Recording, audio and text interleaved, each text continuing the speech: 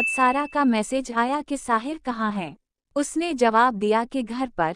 कहने लगी उसे 5,000 की अशद ज़रूरत है।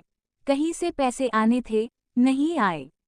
वो कहने लगी कि साहिर उसे ऑनलाइन पैसे भेज दे।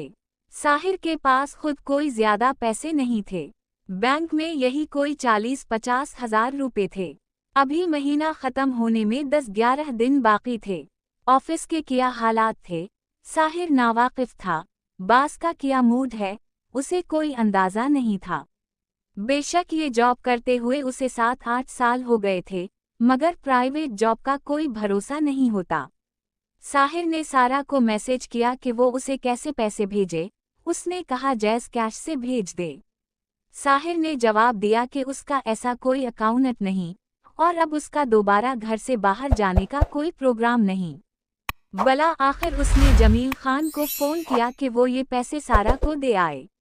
अगले दिन जब साहिर ऑफिस पहुंचा, तो बास का मूड ठीक ही